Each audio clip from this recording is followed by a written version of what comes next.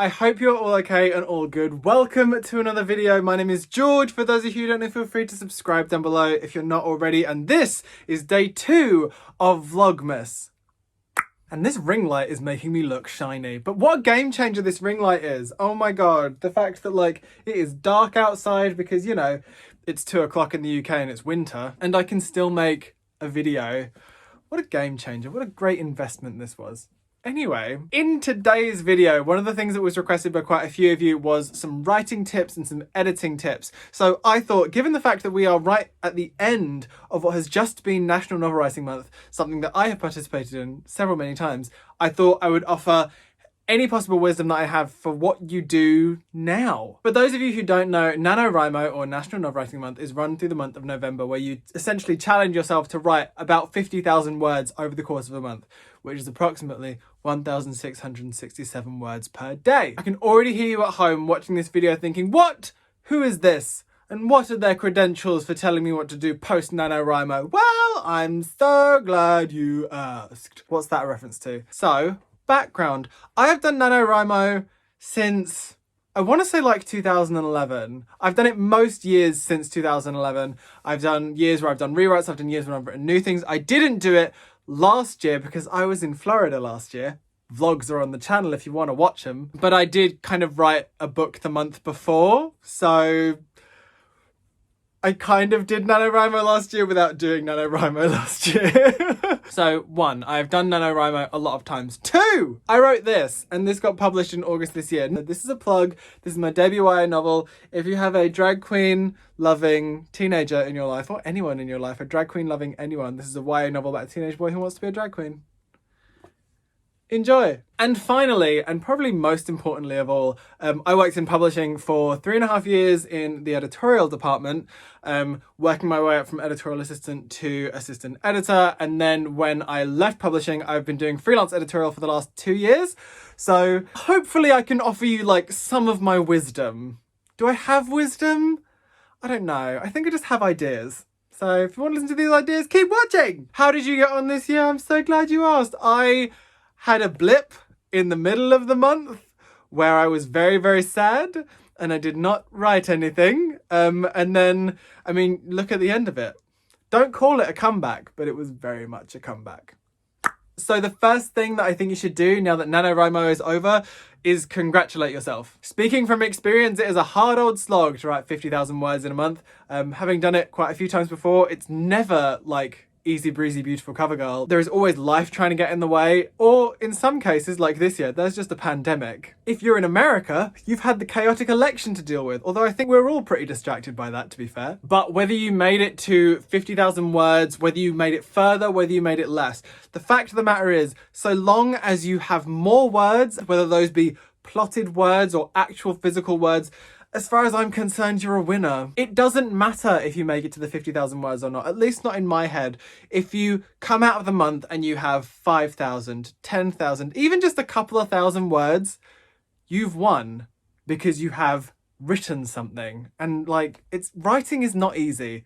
I feel like if NaNoWriMo teaches us anything, it's a lot of people realizing that writing is really hard. The next thing that you need to do is finish it. Chances are that 50,000 words is not the end of your novel. So now that you're on a roll and hopefully have created some kind of writing habit, keep going. One of the best things about NaNoWriMo is that yes, it is very fast, it is very furious, it is very frenetic, but it has a really good chance of creating very good writing habits. And if you can create a habit where you are writing every day or most days, I mean, that's an absolute win. The discipline to sit down and write every single day or most days is not something that a lot of people have. The fact that you have done that for an entire month is incredible, and you should congratulate yourself for that again, and then keep going. Create this habit and turn it into something to finish your work. Something that I've said to quite a lot of people, and I think when I've been asked for like writing advice and stuff, the main thing that I say is that you have to finish it, because you can't edit it if it's not finished. You can't edit a blank page. So you just have to get the words down. And hopefully over the course of the month, you've also discovered what makes you tick. And if what makes you tick is writing sprints, then do some of those. Set timers on your phone, download an app like Focused Work, which is something that I use, which means you can like set like a bunch of different timers with breaks in between so you know when to take a break. Whatever it is that you have found that works for you, keep on doing it. If you have finished, or when you have finished, put it in a drawer. Metaphorically speaking, I don't think anyone writes by hand anymore. If you do write by hand, by all means, put it in an actual physical drawer. But if you are a typist, put it in a folder somewhere, back it up so that you don't lose it, and just leave it for a little while. Believe me when I say you need that time away from it to come back to it with fresh eyes and be able to work on it again. So give yourself a month, 2 months off from that, and refill the creative well. By which I mean read some books, watch some TV, watch some movies, consume and refill that creative well. It is a known fact that you cannot write if you are not reading. Read within the genre that you are writing. Read outside of the genre that you are writing. You will learn more by doing that. And I don't think you need me to tell you that you need to read in order to write, so I'm just going to move on. Essentially what I'm saying is that time away from the work will allow you to come back to it with fresh eyes and fresh perspectives. There's a very old anecdote, and I don't know if it's true, that Albert Einstein worked in the patent office while he was trying to figure out the theory of relativity. And it was by doing that and having like the main bulk of his brain focused on a different task, a menial task, I think is how it's put in the anecdote, but a different task that meant that his brain was actively working away in the background, so when he came back to it, he could look at it differently. I think that's kind of the idea of the anecdote, but that's something that always helps me, is kind of going away from it for a time, because then you come back and it's like someone else has written what's on the page and you can look at it slightly more objectively. But when you do come back to it, here are a couple of tips that might help you out. Number 1, change the font. This seems basic, I know, but bear with me. Whether you've written this book over the course of 1 month or 2, you've been staring at the same font for that amount of time and those words in that font. So there is a familiarity there. By changing the font, it almost tricks your brain into looking at it differently. I don't know what the science is. I don't even know if that's true. All I know is that it works for me, and it might work for you. Give it a try. Change the font from like Times New Roman to Calibri or something, and just like look at it, and it's a weirdness, but it means you can kind of see it differently. Trust me. Thing number 2, read it out loud. This is a tip that I think I gave in an older video, but essentially reading the book out loud is a way for you to hear it in a voice, and it means that you'll be able to pick up on any repetitions that you do, because there's always that moment where you'll like repeat a word in a paragraph, and when you actually come to read it, it just really jars. It will tell you if your dialogue is working. It will tell you if you've made a mistake, because you'll be able to hear it being read back to you. Believe me when I say it works. Thing number 3, and this is kind of a personal one. I don't know how many people do this. I should have put out a poll or something. But what I always do when I'm editing, at least in that first initial draft before anyone has their hands on it, before anyone goes in with track changes, which to be fair has only happened to me once with like Boy Queen, but like before anyone goes into it with that, I have one document on one side, which is the book, and then on the other side, I have a blank document, and I'm essentially typing across what I already have. That helps for a multitude of reasons. Essentially, you are reading it as you're typing it across, and you're paying more attention to the words that are on the page. And in doing that, again, it's a way of hearing it. It's a way of figuring out whether things are working or not. It takes longer, but it means you're taking the words in and making sure they are the words that you actually want to put on the page. It's also a really good way to pick up on story inconsistencies. That's what I've found anyway. Number 4, when you've read it out loud, have some kind of plan. Figure out what it is that you feel like you need to do to it in order to improve the book. That will come from reading it through and from doing the transferring across the documents. Like those things will help that happen. But I think making a plan of what you want to do, that's what helped me. When I was editing Boy Queen, I essentially wrote down everything that Rachel and Sim told me to do or asked me to do, and we talked about. I essentially wrote it all down, and then I essentially used it like a tick list, and I would cross things off as I went, as I did stuff.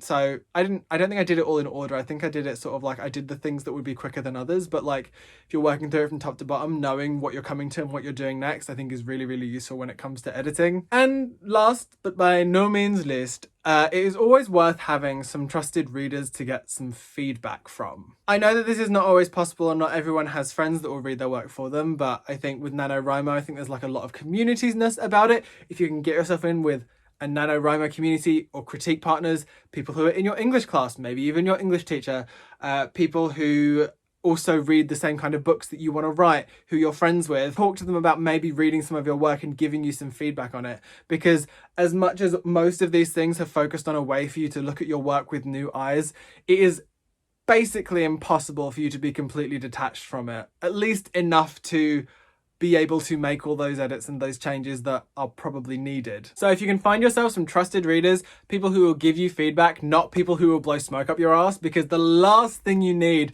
in any creative pursuit is someone who's just going to tell you it's good. You need people who'll be like, here's why this doesn't work, and who will be able to give you that feedback and talk to you about it. Those are essential. It's one thing having like a very close friend read it and for them to be like, yeah, this is really great. That's lovely. But what you need is someone to look at it and be like, okay, I like it, but here are some things that I think might make it better. Being edited or receiving feedback is hard, and that is something that you're going to have to learn to do if you want to do the writing, because you will be getting feedback from your editors, you'll be getting feedback from readers, all sorts. You need to get used to taking criticism, essentially. But yes, that is my last little thing. Well, actually, the last little thing is enjoy it, have fun, like don't stress yourself out about it too much. I know writing can be stressful, editing can be stressful, but I do stand by something that I have said over and over again, which is that at the end of the day, it should be fun. And if you hate it, and if it's horrible, and if you don't want to do it, don't do it, because it's not worth it. It's honestly not worth it. It's not worth doing stuff that you hate. So continue to find the enjoyment in it. Even when it's hard, like it is going to be hard and it is going to be difficult, but there's a difference between it being difficult and absolutely hating what you're doing. Does that make sense? I think that makes sense. But that is the end of this video. I hope you guys enjoyed that and it was filled with something that was somewhat helpful to you. If you did, don't forget to put a thumb on it and subscribe down below if you want to see more. If you made it this far in the video, leave me the Christmas tree emoji in the comments box below. I love each and every one of your faces and I'll speak to you tomorrow. Bye!